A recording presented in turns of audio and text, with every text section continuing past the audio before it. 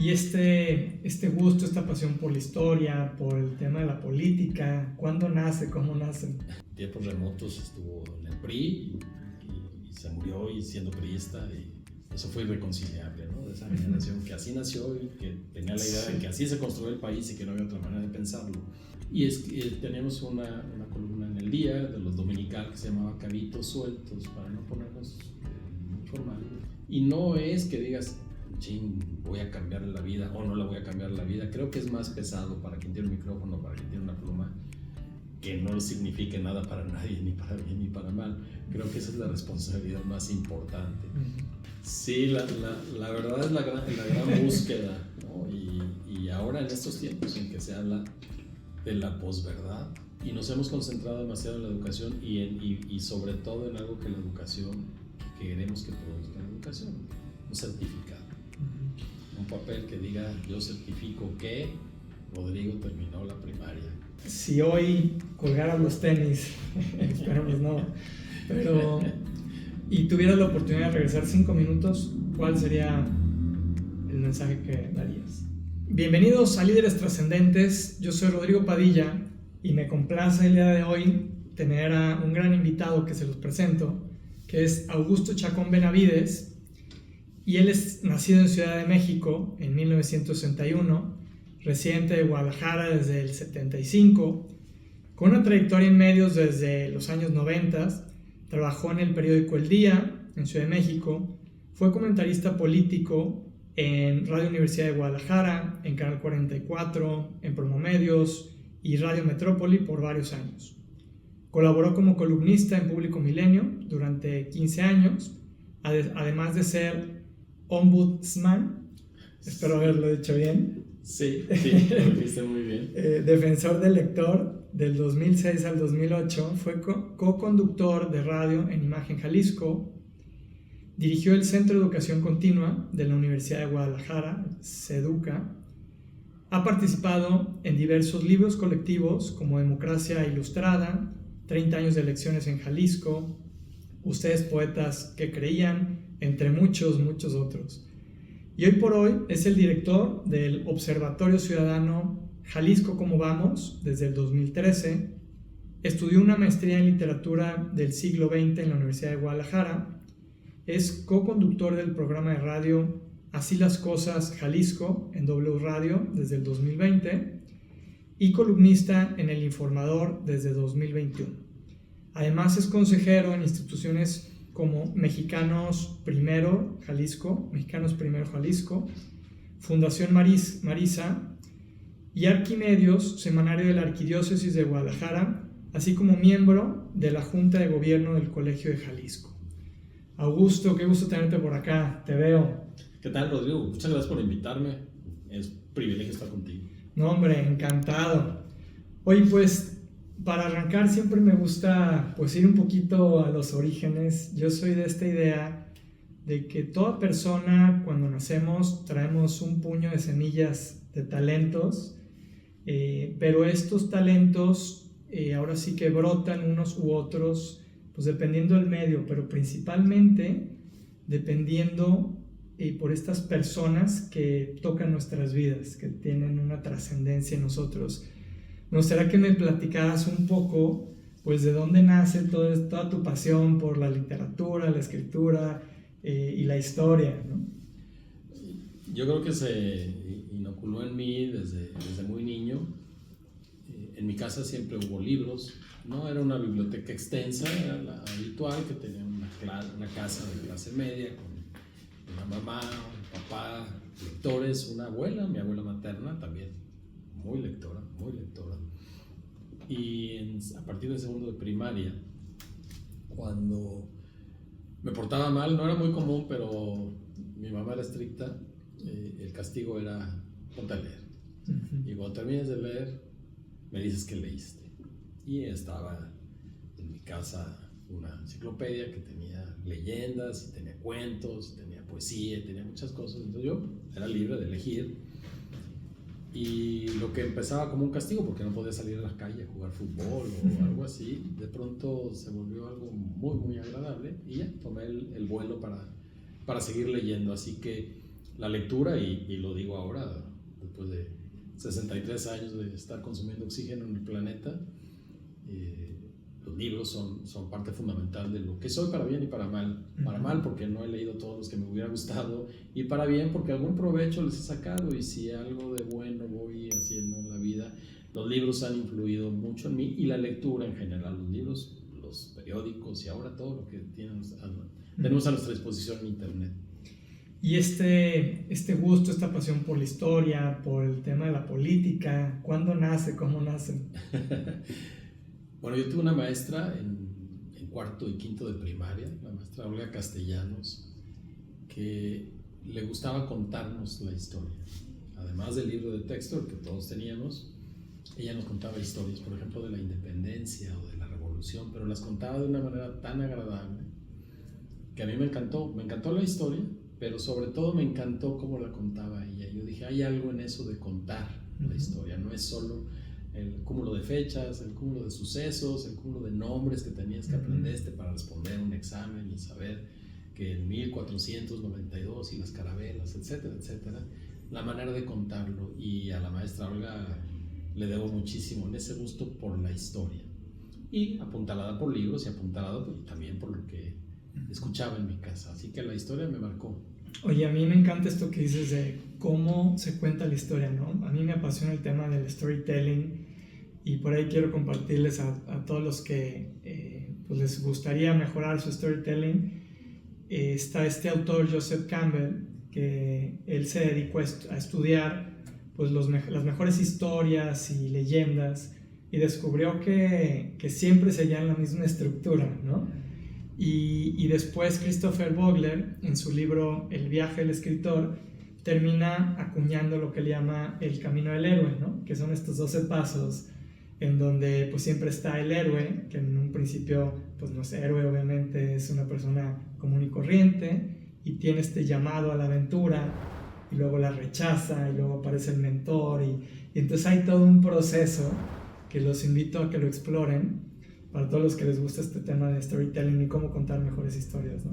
Sí, al final de cuentas hay una estructura, y en esa idea de que nos gusta que nos cuenten cuentos, yo lo digo incluso cuando hago presentaciones muy formales, ante quien sea, procuro estructurar lo que voy a decir a partir de contar una historia, porque puedes hablar de datos. Jalisco, como vamos a tratar muchísimo de datos, pero los datos ocultan una historia y se vuelven más aprehensibles cuando tiene una introducción, cuando hay un nudo, cuando hay un desenlace y eventualmente una moraleja. Ahora las moralejas están mal vistas, pero las puedes insinuar. O puedes con la misma estructura invitar a que alguien saque sus propias conclusiones o sus moralejas, como se decía antes. Sí, creo que la estructura de contar una historia ayuda mucho, y por eso a mí me marcó eso tantísimo, el escuchar a alguien contando así. Además, bueno, mi abuela nos contaba grandes historias, mi mamá nos contaba cuentos, y eso te ayuda a explicarte la vida a partir de una cierta estructura, y más cuando eres niño te deja una estructura de pensar tu propia realidad a partir de contarte a ti mismo una historia. Las historias no son únicamente para contárselas a los demás, primero hay que decírselas a uno mismo. Y la conexión emocional, ¿no? Claro. Detrás de esa historia. Claro. Ahora, ya cuando avanzas más en este recuento de las historias o de los sucesos o como les quieras llamar, te das cuenta que llamarle a la emoción por su nombre a veces no produce el mismo efecto, y puedes caer hasta cursi, ¿no? Si dices, me enamoré, por poner un ejemplo básico, pues más de alguien dirá, qué horror, ¿no? Pero si en lugar de decir me enamoré, cuentas un proceso interno de sentimientos, de desazón, de extrañar, de pensar, de salirte de cierta realidad para estar metido en la realidad de alguien más a quien estás poniendo tu sentimiento, no necesitas decir me enamoré, simplemente cuentas la historia que implica enamorarse. Por supuesto hay mil formas, ¿no? Al final de cuentas es el mismo enamorarse, pero eso tiene que ver también con cómo nos contamos la historia. Decía un filósofo alemán, Wittgenstein, muy metido en el lenguaje, decía que el mundo es tan grande como el lenguaje que manejamos. Hay un abismo entre quien te dice el atardecer está chido, a todas las maneras en que puedes describir un atardecer. Claro. Y eso es la literatura, pero no solo la literatura, esa es la historia humana. Cómo nos paramos frente a los fenómenos que tenemos alrededor y cómo los platicamos. Desde Hesiodo, si quieres, diciendo, bien, voltando al cielo, inventando un montón de historias que suceden en las estrellas, es decir, entre los dioses, ¿no? Y no hace más que interpretar el mundo y hacer la conexión entre eso que vemos y que no tiene explicación, pero se la podemos dar. Oye, esto ligado a todo el tema que hemos perdido esta capacidad de admiración y de observación, ¿no? Porque, pues, quien no puede observar, pues va a decir el tercero está chido, ¿no? Pero alguien que puede observar va a poder describirte los colores y las sensaciones y, ¿no? Todo lo que sucede alrededor. Sí, a final de cuentas, somos lo que pensamos, porque aún en la más profunda soledad, aunque te pases un mes, estás pensando en palabras. La estructura que le des a las palabras y cómo te expliques eso a ti mismo pasa necesariamente por las palabras. Y así, esa idea de que el mundo es tan ancho como tu lenguaje, pues es verdad, ¿no? Tú puedes decir, el sol se metió y se salió, o puedes decir, no, el sol se ocultó detrás y mañana no sé si va a salir, porque pasa por el infierno, como pensaban en el mundo prehispánico, y mañana no sabemos si se va a volver a aparecer, ¿no? Y se imaginaban todo lo que había detrás, y esa es una forma no de describir científicamente el mundo, es un principio para empezar a tratar de entender cómo va el mundo, pero es una forma de decir, yo qué papel toco en todo esto si el sol hace lo que se le pega a su regalada gana, y yo tengo que explicarme cómo esa regalada gana me afecta o no me afecta. Por ponerlo de manera muy simple, pero al final de cuentas son las palabras. Y así, volvemos a la historia de mi cuarto y quinto de primaria, esa maestra que nos contaba también las historias se volvió importante, insisto, no porque mi abuela o mi mamá no me contaran historias, sino porque cobra una dimensión muy distinta cuando una autoridad ajena a tu familia te dice, se vale contar historias. Una maestra, que en los tiempos en que yo estudié la primaria, vaya que era autoridad, ¿no? Así que también, se ha perdido por hoy, ¿no? Como ya se sabe en comunicación, el medio es el mensaje, así que no es lo mismo una historia contada por una maestra estricta, severa, que te va a poner una calificación, una historia contada por tu familia, pero que tengan similitudes le da una dimensión mucho más grande.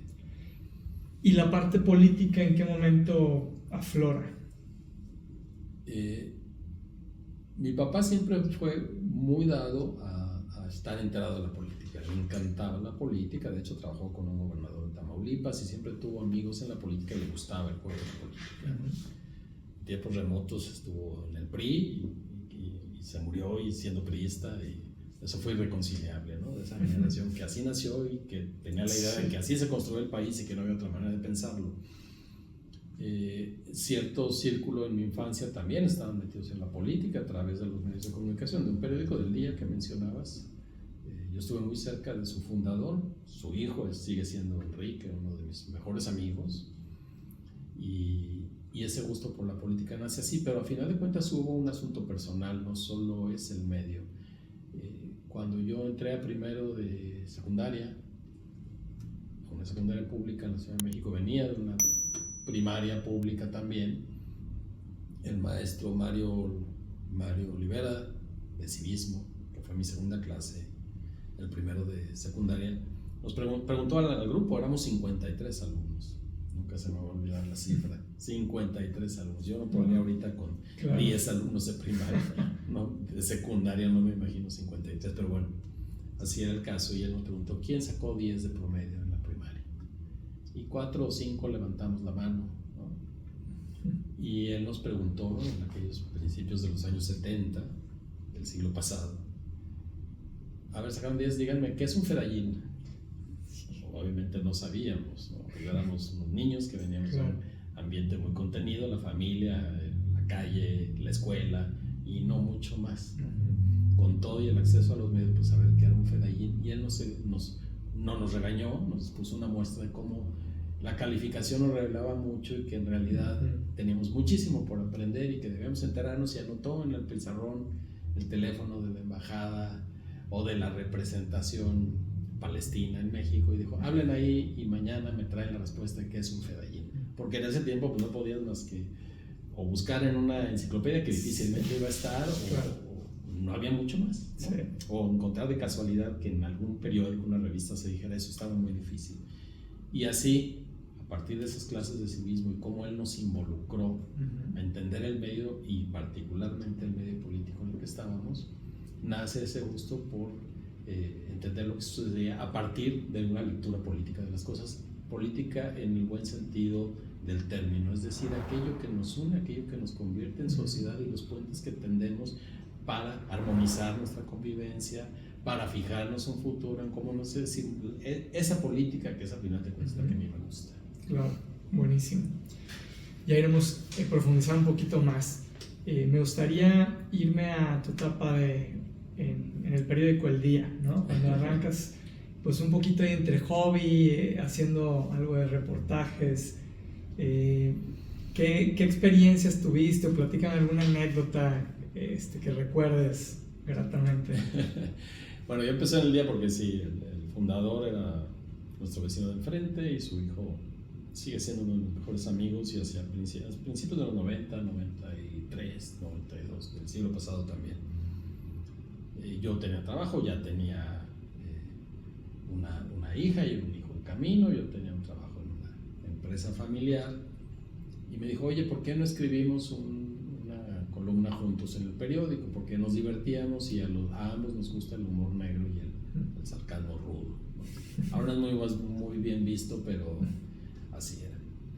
Así es cuando nos vemos.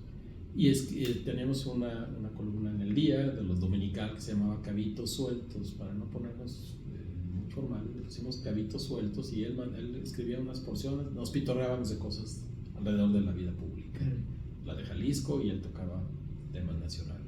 ¿Y no había represalias en tiempo del prismo? Había como esos acuerdos de no te metas tanto con el presidente y si lo vas a hacer que no se note tanto. Y por supuesto no podíamos hablar del ejército o de la bandera o cosas. No hubo nunca represalias. A mí nunca me censuraron nada, pero también sabíamos cuál era el límite, ¿no? Claro. Y no por censurarnos a nosotros, pero al final de cuentas, y eso creo yo, pues es un medio que no te pertenece, ¿no? Y ahí están las reglas. Puede haber casos sí de censura en donde digas yo hasta aquí llegué y ya sucedió, ¿no? Pero en este caso no. Y de ahí él me dijo, era un periódico chiquito, influyente, particularmente su sección dominical que se llamaba El Gallo Ilustrado, donde grandes escritores publicaron, y su sección internacional era muy socorrida. Y me dijo, oye, ¿por qué no, si hay algo padre que pase en Guadalajara, pues tú mándanos una nota y cuando tengas chance? Y así empecé a cubrir, a reportear y conocer ese mundo del reporteo sin presumirme reportero y sin haber tenido un entrenamiento formal, salvo haber sido lector y conocer algunos principios básicos de cómo se construye una nota, que tampoco es ciencia oculta. Y así empecé en el periodismo. Y una historia que mis hijos no me creen es que justo por las limitaciones del medio, las limitaciones económicas, no políticas ni intelectuales, pero económicas sí, en aquel tiempo escribías la nota y la mandabas por fax. Y ellos la capturaban otra vez, no había una automatización. Y Enrique, mi amigo, decía, oye, si cuando haya chance que tomes fotos, pues toma fotos y nos las mandas. ¿Y cómo te las mando? Dice, te vas al aeropuerto y alguien que venga a México nos la trae, me avisas y yo mando a alguien del periódico, lo recoge el rollo y acá lo revelamos. Yo ni siquiera dudé que eso fuera posible o no. Y así hacía, y no lo hice una vez, lo hice muchas veces. Primero, estar en el centro de Guadalajara o en los alrededores del centro de Guadalajara, tomar el aeropuerto sin que te causara conflicto el tránsito o la distancia, llegabas razonablemente bien, te estacionabas tranquilamente en el aeropuerto y así me paraba a la entrada de la sala de abordaje y a quien yo veía, va a México, sí, oiga, no me hace favor, allá afuera lo van a estar esperando, etcétera. Y decían, sí, cómo no, con mucho gusto, y se echaban el rollo y se iban y nunca se perdió un rollo, siempre aparecieron las fotografías y mis hijos dicen, pero ¿cómo? Yo no le podría decir ahorita, ni tú ni yo le podríamos decir a alguien, oye, no se lleva esto, no, le hablan a la policía, ¿no? Oiga, este señor quiere que me lleve ese botecito que quién sabe qué tendrá. En aquel tiempo no, y estamos hablando de 30 años de distancia, y eso nos habla de cómo ha cambiado el periodismo. Ahora mandas tu nota del celular o mandas la foto del mismo celular, grabas audio del mismo celular, todo en una inmediatez impresionante, ¿no? Claro. Y es un cambio tecnológico, pero también se vuelve un cambio cultural y un cambio que al modificar la técnica periodística modificas un poco también el contenido. Oye, y habla del reflejo de la pérdida de la confianza en la sociedad, ¿no? O sea, cómo hemos tenido que crear todo un sistema de seguridad en los aeropuertos, ¿no? Para, por la inseguridad y la falta de confianza que hay entre los ciudadanos y en el medio en general, ¿no? Es un intercambio que hacemos para la mayoría de la población inconsciente por una idea de seguridad, porque es una idea. Realmente no estamos totalmente seguros cuando alguien nos quiere hacer daño. Es muy probable que lo logren. Por una idea de seguridad cedemos libertad y perdemos confianza en los demás.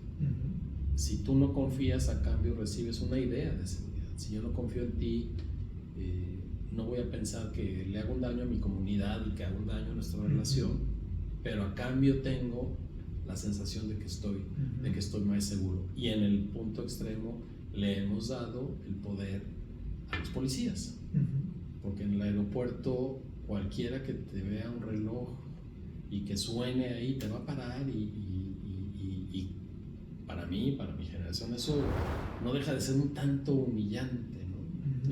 Porque otros se quieren sentir seguros. Yo tengo que soportar que esta persona viole la Constitución y me detenga porque me vio sospechoso. Y lo hemos intercambiado voluntariamente. ¿Qué obtenemos a cambio? Insisto, la sensación de que estamos seguros. Claro. Pero es la pura sensación. Sí. Claro, qué sensación, qué interesante.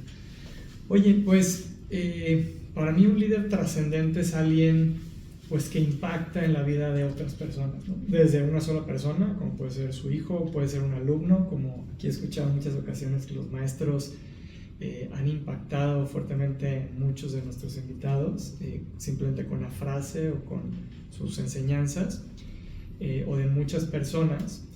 Y bueno, el estar en los medios de comunicación, pues estás ahora sí que impactando a miles o millones de personas, y tú más que llevas tanto tiempo en los medios, pues me imagino que tienes que ser muy cuidadoso porque estás impactando positivo o negativamente a muchísima gente, ¿no? ¿Cómo ha sido para ti el llevar esta responsabilidad y qué tan consciente has sido desde que iniciaste siendo más, con estas columnas un poquito más sarcásticas al día de hoy, ¿no? Mira, primero tienes que ser consciente de que eso que estás haciendo lo haces porque te gusta, y después eso que te gusta, qué efectos puede tener. Y es una ventaja de los medios que ahora llamamos tradicionales, ¿no? Que hay una serie de filtros, no para censurar. Tú mandabas tu texto y un editor te podía corregir desde una falta de ortografía hasta decirte, oye, cuidado porque este dato se me hace que no está bien. A mí no me ocurrió tanto, y ahorita te voy a decir por qué. En cuestión de datos, no, una sola vez, un nombre que por inercia puse un nombre que no tocaba, pero nada grave. Lo segundo es sí, que a la hora que escribes o a la hora que tienes el micrófono dices, alguien me está escuchando. Y no es que digas, ching, voy a cambiar la vida o no la voy a cambiar la vida. Creo que es más pesado para quien tiene un micrófono, para quien tiene una pluma, que no signifique nada para nadie, ni para bien ni para mal. Creo que esa es la responsabilidad más importante, porque yo he enfocado mi trabajo no para decir verdadazos o no para que alguien piense como yo pienso, sino para tratar de establecer un diálogo, aunque no sea simultáneo, decir, a ver, está esto, yo lo veo así, y en la estructura de lo que escribo y en la manera de presentar el tema, pretendo que haya una especie de reflexión. Bueno, puedo estar equivocado o puedo estarlo viendo desde un ángulo que no es el tuyo, ¿por qué no lo sumamos? Esa es mi responsabilidad. Cuando escribes notas políticas, por supuesto hay una responsabilidad. Siempre alguien no va a quedar contento. Aunque tú creas que es la verdad, o aunque sea la verdad, puede haber alguien que no sea contento, y eso que no quede contento, y eso puede tener repercusiones, pero no, para mí ha sido más estresante pensar en la calidad de lo que estoy escribiendo, de lo que estoy diciendo, que sea por lo pronto la que a mí me parece correcta, y después de esa calidad del sentido ético de lo que digo, no mentir, No decir algo de alguien que no le diría en su cara y que no le diría a los ojos, Okay. ¿no? Aunque sea una broma. Y ese estándar te permite ir con más tranquilidad. O sea, no voy a... No trato de no agredir, aunque mucha gente se puede sentir agredida por cualquier cosa. Claro. No quiere decir que todo el mundo diga, "Ay, mira, Sí, qué sí, bien", sí, ¿no? sí. Hay gente que se siente agredida, hay gente que dice, ¿por qué tocaste ese tema? Y me sucede con las columnas del Informador, o me sucedía en Metrópoli. Una vez me abordaron afuera de la estación para decir, usted no esté diciendo que la gente vote diferenciadamente, que voten todos por el partido del presidente. Y yo dije, bueno, yo invito a eso, cada quien será libre, pero sí hay una responsabilidad. Pero esa gente que no me increpó, porque me lo fueron a decir en muy buen plan, no eran pocos, me esperaron afuera de la estación, pero entramos en un diálogo. Yo les dije por qué yo opinaba eso y por qué no podría decir lo que ellos quieren que diga, porque es mi opinión al final de cuentas lo que estoy expresando, pero de una manera tal que invito a que, no digo vota como yo votaría, digo, está esta opción y a lo mejor al país le conviene repartir el poder. ¿Cómo ahora sí que cómo entra en la ecuación la verdad? Es decir, porque tú dices, o sea, la idea no es dar verdadazos, sino cómo construir la verdad o el diálogo para hacer esa reflexión y que podamos llegar todos a, pues, hasta cierto consenso, ¿no? Sí, la verdad es la gran búsqueda, ¿no? Y ahora en estos tiempos en que se habla de la posverdad, que tiene mucho que ver con los prejuicios, es decir, va a ser verdad aquello que case con los pensamientos que tenía antes, o con los juicios que ya había hecho, con mis convicciones que ya tenía. Y si te fijas, solemos todos buscar aquellos escritores o aquellos comentaristas de radio que se aproximan a cumplir la idea que yo tengo. Nos cuesta mucho trabajo escuchar o leer a alguien que dice exactamente lo contrario de lo que nosotros pensamos. Claro. Y entonces, ¿qué es verdad? Aquello que a mí me viene. El problema es que se ha relativizado, ¿no? Muchísimo, la verdad. O sea, ya, si yo creo que la Tierra es plana, pues, ¿no? A pesar de que... Y los hay, ¿no? Hay libros, ¿no? que fundamentan, ¿no? Pero no sé, o que no existe la ley de la gravedad porque yo no la creo así, ¿no? Entonces ya esa es mi verdad, ¿no? Entonces, claro. A mí me gusta, y qué bueno que sacas ese lo llevas al espacio, al mundo científico.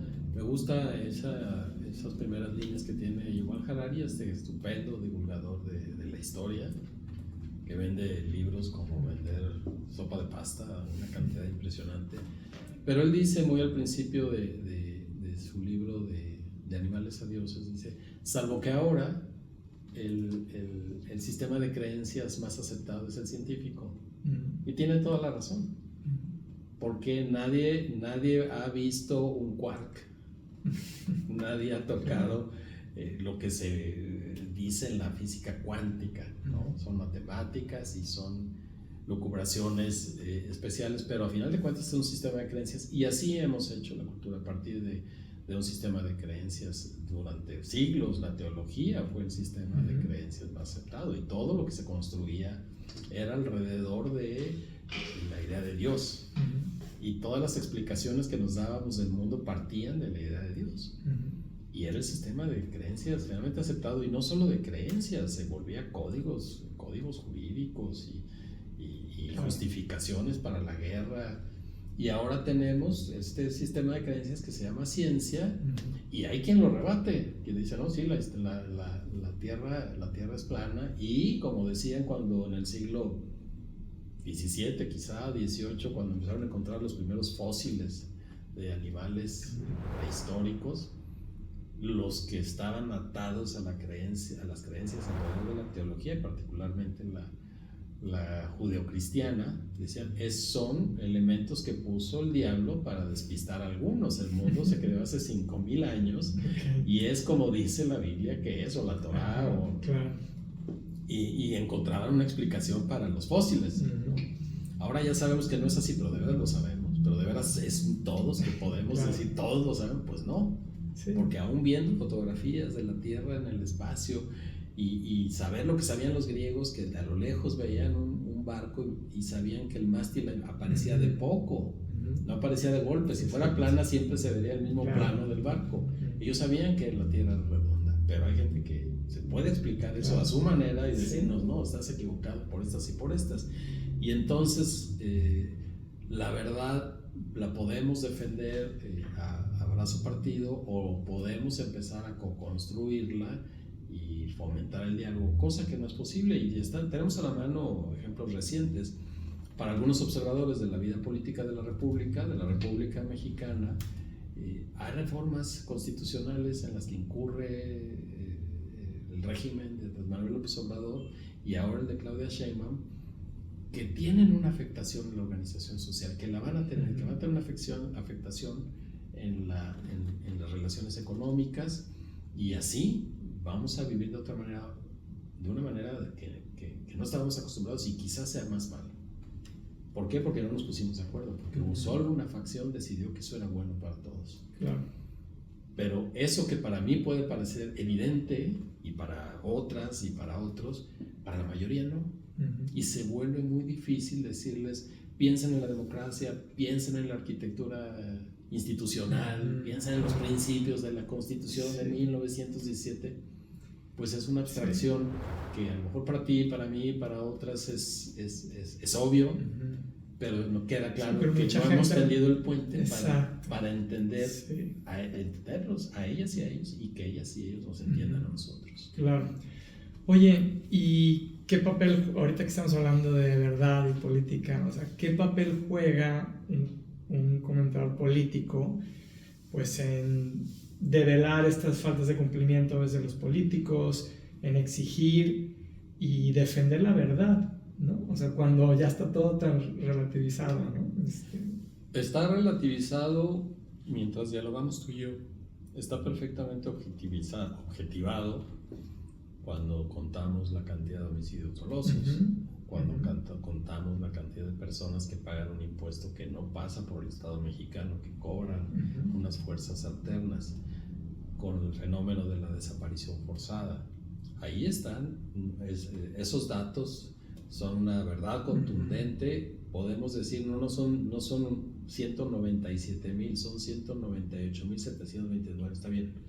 Pero y los que no se registraron. Hay una verdad que está ocurriendo, claro. Y hay gente que se opone. La labor de un opinador o de un periodista es poner estos datos por delante, y no porque tengamos que llegar al dato o a debatir si son 10 más o 15 más, sino como base para decir, a ver, a partir de esta verdad que está aquí, estos datos que estamos viendo, porque es cierto que mataron a un alcalde, es cierto que es una verdad que su cabeza estaba encima del automóvil, que lo vio toda la ciudad, pero ese es el dato básico. El otro es, ¿qué sociedad revela eso? Y es donde tenemos que construirnos a partir de esa realidad irrebatible que todo el mundo desafortunadamente vio. Tenemos que construir lo demás, y es donde el encuentro de verdades sucede. No es que es culpa de los criminales, y alguien, quizá tú podría decir, pues sí, pero los criminales actúan porque alguien no está haciendo su trabajo, ¿no? Sí. Las autoridades no están haciendo su trabajo. Pero es que es muy difícil porque los ciudadanos no participan, y entonces empieza, pero no nos hemos dado la oportunidad. Claro. Unos se excusan con lavarse las manos, otros decimos no tiene que ver conmigo, y nos metemos, y es uno de los temas que a ti te gustan, a nuestras casas, y vivimos puertas adentro, y lo que sucede afuera cada vez nos alejamos más para ganancia de quienes medran en el espacio público. Así que sí, la responsabilidad es tratar de jugar con lo más objetivo posible, después poner en juego el fondo cultural en el que estás formado y que te da la oportunidad de ver las cosas de cierta manera, pero ponerla justamente de esa manera que no parezca la verdad definitiva, sino decirte, bueno, así está, claro, así se está viendo, y tú, radio escucha, o tú, leyente, tú cómo te confrontas con eso. No solo con mi texto, sino lo que mi texto contiene. Ojalá ideas, sin duda algunos elementos de la realidad que son comunes a todos. Sí, es partir de estos hechos innegables, ¿no? Irrefutables. Pues tú y yo podríamos entender que son negables y irrefutables, pero nos topamos con que hay autoridades que sí creen que los pueden negar y sí creen que los pueden refutar, o en el mejor de los casos simplemente desestimar. Sí, estamos investigando y esa es una cosa tremenda. Cada que sucede un caso así, verdadero, constatable, decimos, ojalá hayamos tocado fondo y a partir de esto nos indignemos y digamos, no, a ver, no me hables de pretextos, dime por qué sucedió esto, quién lo permitió, y no hemos llegado a ese punto.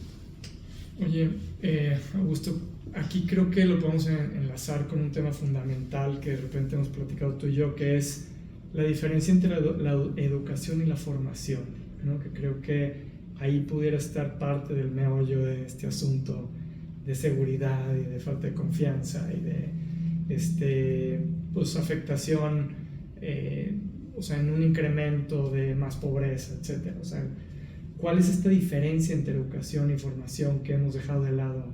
Pues en la educación, como yo lo veo, alguien te traslada ciertos conocimientos que considera relevantes y después constata que de veras hayan quedado en ti por dos vías, a través de aprenderlos o a través de repetirlos. Que repetirlos no significa aprenderlos, es decir, que hay aprendizaje. Y la formación es algo que tiene que ver con eso, pero también con el modo en que nos relacionamos, con el modo en que nos hacemos en el mundo, con el modo en que nos postulamos un futuro y entendemos el pasado del que venimos. Y nos hemos concentrado demasiado en la educación y sobre todo en algo que la educación, que queremos que produzca la educación, un certificado, un papel que diga, yo certifico que Rodrigo terminó la primaria con estas calificaciones, y todos estamos de acuerdo en que esas calificaciones significan algo, que a lo mejor sabes matemáticas, o que sabes, como se decía en mis tiempos, lengua nacional, o biología, lo que sea, pero no certifica, y eso es muy interesante, lo otro que te va a hacer estar en el mundo de una manera que te venga bien a ti, a tu familia y a quienes te rodean. Ahora las empresas, lo sabes, están buscando lo que llaman habilidades blandas, que tienen que ver con la formación. Claro. Que sepas trabajar en equipo, que puedas comunicar lo que estás haciendo, que puedas entender lo que el otro, un compañero de trabajo te está diciendo, y que no quedes aislado por más conocimientos que tengas. Y ahora es una demanda importantísima para las empresas, y tiene que ver con eso. Yo en Jalisco vamos platicando con el equipo, que es extraordinario. Le digo, a ver, vino el doctor, no sé qué, a ver, doctor de los doctores o doctor de los que tienen el título. ¿Y cómo se sabe eso? Pues porque dicen buenos días, por favor, gracias, con permiso. Y lo dicen además utilizando gramaticalmente bien el español. Eso es lo que se ha vuelto muy relevante, y tiene que ver justo con lo que decía. Si no somos capaces de relacionarnos bien con los demás, pues vamos a tener una sociedad como la que ahora estamos atestiguando, donde cada quien vive, es un sálvese quien pueda, y podemos escuchar ruidos raros que podrían parecer violencia en la casa de al lado, y pensar, no, mejor no me meto porque a lo mejor me toca. Me va a causar problemas, ¿no? Y ese sentido de comunidad se ha perdido. Y yo, en términos de educación e información, creo que ya lo hemos platicado. Yo estudié en esta escuela pública, Francisco César Morales, en la Ciudad de México, y el español que hablaban mis maestras, solo tuve maestras en la primaria, y el que hablaba en mi familia, una familia clase media, era muy similar, y el valor de la ortografía era idéntico, y de escribir bien era idéntico, y ciertas nociones de la historia y ciertas nociones de las matemáticas, del pensamiento, eran comunes y eran compatibles. No había un gran debate entre un papá súper formado y una mamá súper formada que manda a la escuela a sus hijos y dice, pues ni modo, porque tienen que ir, ¿no? Pero les están enseñando cosas que no están bien o que no son correctas. Esos principios básicos de la formación eran compartidos, y entonces el principio de autoridad de los maestros no lo reñías. Y ahora se vuelve muy difícil, porque hay excepciones, por supuesto, pero el magisterio tiene una calidad distinta a la que a mí me tocó en esos términos, ¿no? Entonces lo vemos en esta formación que piden ahora las empresas y que no está sucediendo, porque si algo cambia las actitudes, es el ejemplo, no el discurso. Sí. Sí, y es formar al ser, ¿no? Desde esta parte cívica, la ética, ¿no? Que se ha dejado de lado, como tú bien dices, o sea, nos hemos enfocado en las matemáticas, en la biología. Y ni siquiera, no ojalá, pero ni siquiera. Okay, claro. En México tenemos una deficiencia tremenda en lectoescritura y en pensamiento matemático, y no me refiero a las grandes matemáticas, a las operaciones básicas de las matemáticas, a resolver problemas elementales y por supuesto a construir un discurso que sea medianamente compartible para los demás, en un código aceptado por todos. Nos hemos concentrado en decir ya terminé la primaria y que sigue, ya terminé la secundaria y que sigue, y no mucho más, porque el promedio de escolaridad en México y en Jalisco no va más allá de 10 años, ¿no? Entonces, de veras, el título de licenciado en lo que me digas implica todo lo que eres como ser humano y todas las capacidades que se necesitan. Es más, implica que si eres ingeniero puedes resolver adecuadamente un problema de ingeniería. Habría que verlo. Claro. Pero ni siquiera en eso me parece que en la calidad podamos decir, bueno, por supuesto hay excepciones en universidades, en preparatorias, sí hay excepciones, pero en general no tenemos una educación de una alta calidad. Me gustaría que nos platicaras ahora en lo que dedicas gran parte de tu día, ¿no? Que estás ahora en el Observatorio Ciudadano Jalisco, ¿cómo vamos? ¿Qué es en sí este observatorio y qué importancia tiene para Jalisco? El observatorio nace a impulso de algunos empresarios, particularmente en 2010 de Carlos Álvarez del Castillo, del Informador, que ve un ejemplo en Bogotá como vamos, que todavía existe, y dice hay que hacer eso. En Guadalajara lo trae, estimula a otros empresarios, estimula al rector del ITESO, Juan Luis Orozco, a Juan Arturo Covarrubias y otros aportantes ponen dinero, inicia esto. Y se trató desde el inicio de medir la calidad de vida. Se llama Jalisco y la idea original, y sigue siendo, es todo Jalisco. Pero por razones presupuestales y de facilidad nos hemos concentrado en el área metropolitana de Guadalajara. ¿Qué es medir la calidad de vida? Como lo entendemos nosotros, es salir con una encuesta muy formal, muy rigurosa, preguntarle a 2.400 tapatías y tapatíos qué opinan de muchos aspectos de su vida. El apellido del observatorio es lo que la gente opina importa. No para decir, la gente dice que hay que hacer esto, sino para darle a los tomadores de decisión, por supuesto gobernantes, pero también empresarios, que también las universidades tengan esa información. ¿Qué opinan las personas? Desde cosas simples, aparentemente simples, como sobre su felicidad y su satisfacción con la vida, hasta qué pasa con el gobierno, con sus servicios públicos, las banquetas, las calles, los parques, los mercados, la confianza en las instituciones, en la policía, si denuncian o no un delito, si sufrieron o no un delito. Y con esto nos presentamos ante el público en general, en presentaciones grandes, pero también en presentaciones que tratamos de que lleguen a los gobernantes para decir, a ver, aquí lo que la gente opina importa, está relacionado con este movimiento del bienestar subjetivo, que es el bienestar autorreportado. Yo no voy a decir, es que todos están muy bien porque creció, y antes solía repetirlo mucho, no conozco a nadie que llegue a su casa y le diga a su familia, empaquen y vámonos de vacaciones. ¿Pero por qué? Empaquen todos, ¿no? ¿A dónde vamos a ir? Vamos a ir a Puerto Vallarta una semana. ¿Por qué? Porque el país creció un 1% de su Producto Interno Bruto. Eso no es un dato para la vida cotidiana, es un dato importante para ver de bulto al país, pero no para ver las pequeñas cosas. De manera también un poco simple, hacia mediados de los años 60 en Estados Unidos se dieron cuenta que con todo y que los derechos civiles de los negros en Estados Unidos habían crecido significativamente en los años 60, con todos los problemas que todavía tenían, y había transferencias de dinero y apoyos y demás, la inconformidad era grande. Entonces, a ver, no basta esto. ¿Qué hay ahí? Al mismo tiempo en Inglaterra se preguntaban lo mismo. Bueno, la economía no va mal, pero ¿por qué la gente no está cómoda? Sí, vamos preguntándole. Cuando se creía que el PIB era la única métrica que importaba, ¿no? Así es, el crecimiento recordemos que en la Segunda Guerra Mundial adelante, México hasta los años 60, principios de los 70, tuvo un crecimiento, el mundo, de 5% anual, fue una cosa impresionante, pero había segregación, había pobreza, una desigualdad brutal, un reparto perfectamente desigual de la riqueza, similar al que tenemos ahora. Pero la reacción puede decir, pues vamos preguntando a la gente, ¿qué necesita para estar feliz?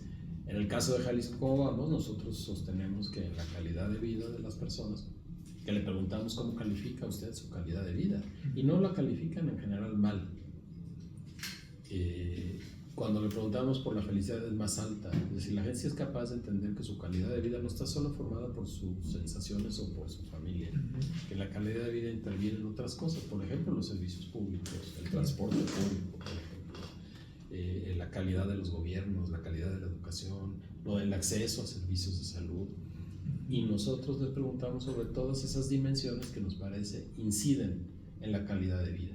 Por supuesto, cada quien será responsable de proveerse una parte, pero como Estado, como sociedad, nos hemos dado instituciones y pagamos impuestos que tendrían que abonar de manera más pertinente a la calidad de vida de las personas. Claro. Ahorita que decías felicidad, ¿no? A veces mucha gente pudiera creer que es algo súper subjetivo y que no se puede medir, ¿no? Pero al final de cuentas, ahorita mencionabas Reino Unido, ¿no? Inglaterra, pues fueron de los primeros que entendieron que se podía medir, ¿no? Y los científicos pues ahora le llaman a la felicidad bienestar subjetivo, ¿no? Y han identificado pues distintos parámetros o variables, ¿no? que hacen que la gente tenga mayor o menor satisfacción de vida o bienestar subjetivo. Y bueno, pues no sé si nos puedes explicar un poquito más qué miden en esta parte de bienestar subjetivo y bueno, y pues qué impacto al final de cuentas tiene para poder transmitir estos datos hacia gobierno, ¿no? Por ejemplo. Nosotros en el módulo de bienestar subjetivo preguntamos por felicidad. Del 1 al 5, ¿qué tan feliz es usted? Preguntamos por calidad de vida. Del 1 al 5, ¿cómo califica su calidad de vida? Y preguntamos por satisfacción.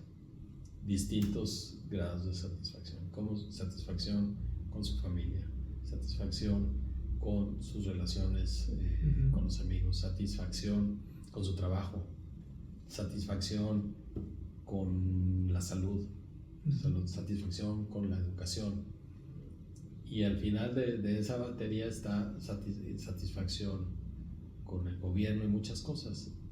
Lo que hemos visto es que la gente tiende a estar satisfecha con aquello que controla. Por supuesto controlas tu sensación de felicidad, por supuesto controlas tu relación con la familia. Cuando preguntas, por ejemplo, con el gobierno, ¡pum!, la satisfacción cae. No porque el gobierno se la tenga que proveer, pero nosotros decimos, hay un asunto con el control de ciertas cosas que puedes tú modular y que sean más satisfactorias. Eso es bienestar subjetivo. ¿Por qué es subjetivo? Porque no le preguntamos a la gente por qué está satisfecha, por qué me dice que está satisfecha con esto. Claro. Simplemente le tomamos la palabra y punto. Y es tan subjetivo como que hay 2.400 opiniones, claro, con edades de los 18 a los 80 años que nos dicen, y tres mediciones de estatus socioeconómico. Y ahí vemos que incide. Por ejemplo, en una publicación que estamos preparando de espacios públicos, la gente de nivel socioeconómico alto está más satisfecha con sus calles, con sus banquetas, con sus parques, y dicen, es obvio. Pero no es tan obvio para las autoridades que miden de bulto, es decir, estás repartiendo mal el gasto en espacios públicos o no estás atendiendo de la misma manera a las clases más vulnerables, y eso el gobierno no puede incidir directamente. Eso es lo que llamamos bienestar subjetivo. Después ya hay cosas más objetivas. De todos modos, si le preguntamos sobre el gobierno, es subjetivo. Si le preguntamos por la satisfacción que le produce en las unidades deportivas, también es subjetivo, porque no le decimos, oiga, ¿y la cancha de fútbol tiene pasto o tiene tierra? No, si le parece bien, tomamos eso y lo metemos en estos análisis y hacemos cruces. La felicidad siempre sale alta en Guadalajara y en todo el mundo en general, ¿eh?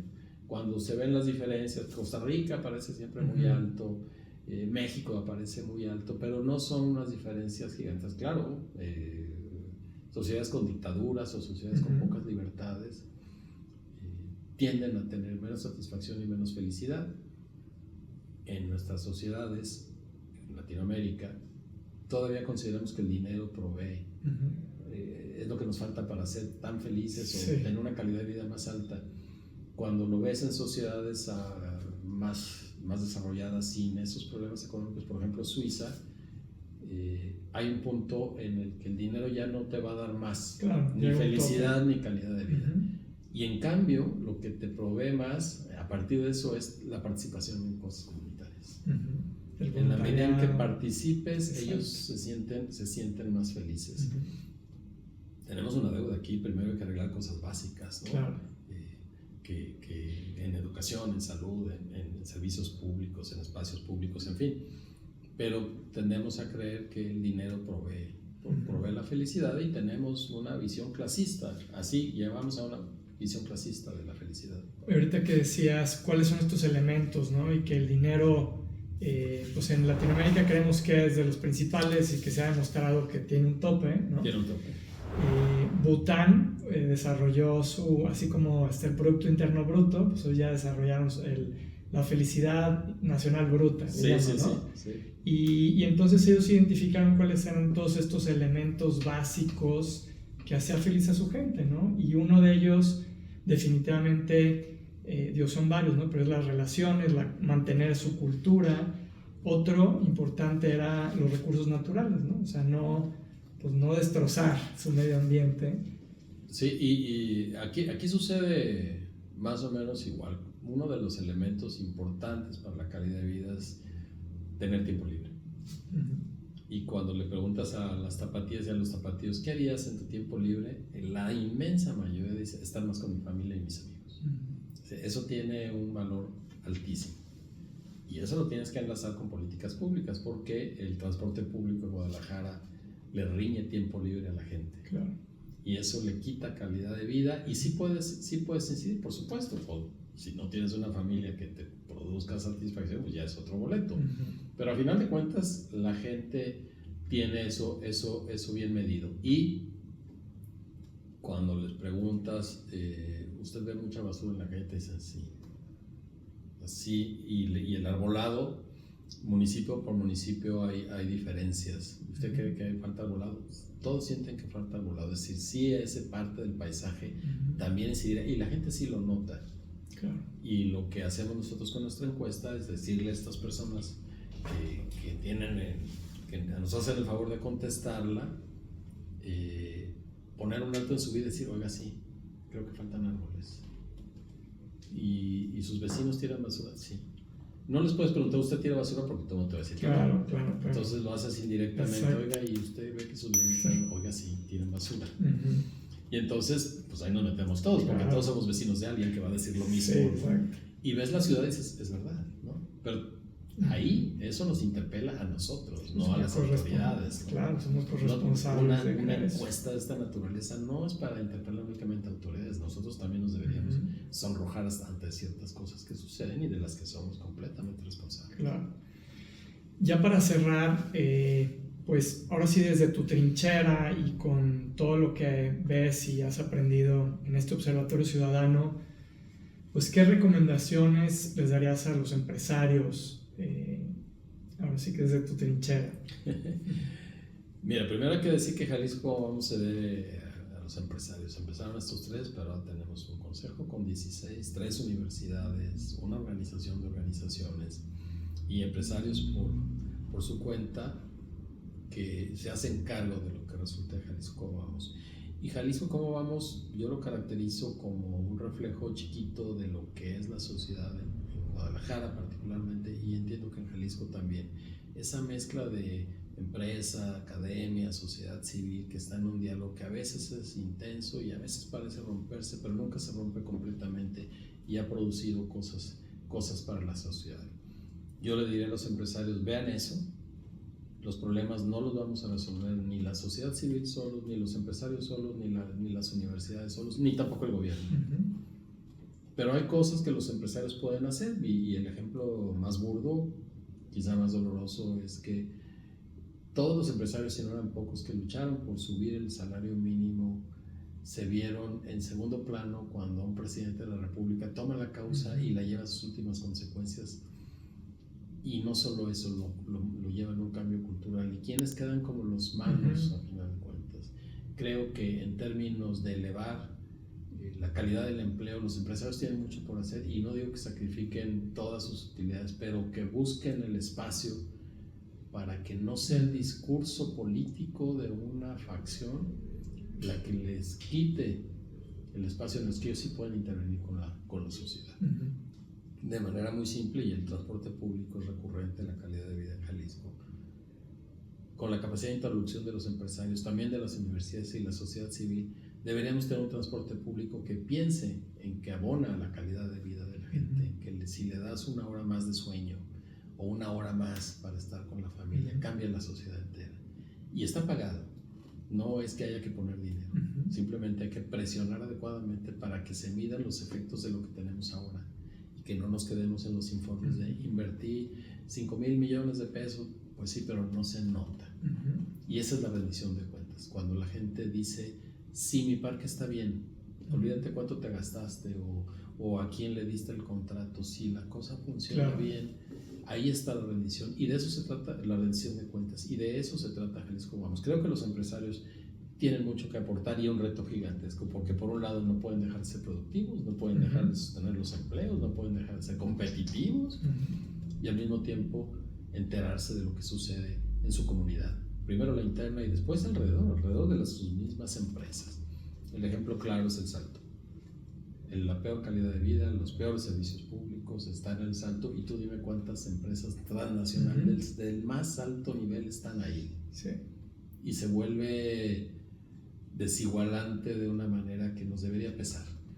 Al gobierno, a nosotros como sociedad y a las mismas empresas. Es decir, oye, ¿qué hago para que estas comunidades de veras sean un reflejo de lo que somos nosotros como industrias electrónicas, automotrices, todas las que están en el Salto? Y ahí está un ejemplo. Y es un poco burdo, pero no tanto, porque al lado está Zapopan, que es parte de la misma zona metropolitana, que no está mal, o Guadalajara, que no está mal. El mismo Tonalá está empujando bien, y en cambio en el Salto parece, y yo se lo dije a Aristóteles Sandoval cuando era gobernador, presentando los resultados, pues la verdad, gobernador, a lo mejor ya cambió y ojalá ninguna autoridad actual se sienta interpelada, pero le dije, esos datos son de un asentamiento irregular, no de un municipio que tiene reglas, son datos de un asentamiento irregular. Para eso sirven los datos de Jalisco Vamos, insisto, que es una creación de empresarios, de universidades y de organizaciones de empresarios y de organizaciones de la sociedad civil. Por eso digo, es un reflejo para dialogar, para construir, para recordarnos a todos que nadie lo puede todo solo, que si no nos sumamos, y se llama gobernanza, si no nos ponemos en lógica de gobernanza, difícilmente vamos a resolver todos los problemas que tenemos enfrente. Buenísimo. Y la última pregunta, si hoy colgaras los tenis, esperamos no, pero y tuvieras la oportunidad de regresar 5 minutos, ¿cuál sería el mensaje que darías? Mira, te voy a contar un sueño que tuve hace unas pocas semanas, que tiene que ver con eso. Tú dices líderes trascendentes, yo siempre eso veo que no tiene que ver conmigo, y por eso prefiero contar este sueño a pensar que regreso como un mensaje, decir, hermanos, cuidado con esto, porque del otro lado no les platico. Me sucedió soñar que le llamaba a mis hijos y que no me contestaban, y yo estaba seguro que estaban. Y yo les llamaba a mis 3 hijos y no contestaban, y yo sabía que estaban ahí. De esos sueños que empiezan a ser desquiciantes, y yo me movía en mi sueño y veía a mi esposa que estaba junto a mí, y yo le hablaba a mis hijos y no me contestaban. Y en ese momento, en esos momentos que son de sueños, es decir, que sucede quizá en un microsegundo, caí en la conclusión de que estaba muerto. y que no había nada más triste que hablarles a mis hijos y que no me contestaran y que no me oyeran. O sea, el mensaje que yo les diría es, se siente muy feo, comuniquemos bien, y tiene que ver no solo con lo que tenemos por decir, sino con lo que tenemos por escuchar. No perdamos esa oportunidad porque nos enojamos, porque nos apasionamos, porque estamos llenos de prejuicios, porque nos sentimos únicos en el mundo. Esa sensación, y mira que los sueños se olvidan, no la voy a olvidar nunca, esa soledad grandísima, y era una resignación, no me desgarraron las vestiduras, pero una tristeza profunda, que no me contestaran, y saber que me había muerto y que ya no había más, que no podían oírme, y que por más que gritaran no me iban a oír. Así que yo si pudiera regresar, espero que no tenga que regresar el día que cuelguen los tenis, como dices tú, y decir, ya ahí se ven, suceda lo que suceda del otro lado. Pero esa experiencia me marcó, aunque es un sueño, me marcó, y decir, qué feo, qué feo estar solo, qué feo. En vida, hermano, en vida. En vida. Háblales que digas Sofía David Santiago, y Sofía David Santiago digan mande, o cuando menos ¿qué? Claro. Eso no tiene precio. Híjole, muchísimas gracias, Augusto. Ha sido un placer esta conversación. Y pues ahora sí, ¿dónde te encuentran? ¿O cómo identifican a Jalisco Cómo Vamos? Bueno, en la página de Jalisco Cómo Vamos, en www.jaliscocomovamos.org, ahí tenemos un correo de contacto, hay un teléfono si quieren llamar. Yo no tengo redes sociales, Jalisco Cómo Vamos sí las tiene, yo nunca he estado, salvo WhatsApp, no tengo ninguna otra red social, y soy muy feliz, no las he necesitado. Pero ahí está, a través de Jalisco Cómo Vamos, y construyamos esto juntos. Y hay mucha información en Jalisco Cómo Vamos que no solo a los gobernantes o a los académicos les viene bien, les va a interesar lo que está ahí. Por ejemplo, cuando lean Ser Mujer en Guadalajara, ¿qué datos hay? ¿Qué significa ser mujer en Guadalajara? Van a hacer conciencia a partir de esa verdad, que son los datos de una verdad que nos dijeron más o menos 1,700 mujeres de los 3 estados socioeconómicos. Ahí está representada la mujer en Guadalajara.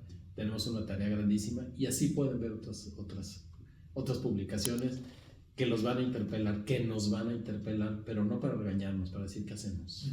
Y tiene que ser en plural. Muy bien. Augusto, muchísimas gracias. Al contrario, Rodrigo, un privilegio. Gracias a todos por escucharnos, y nos escuchamos pronto en Líderes Trascendentes.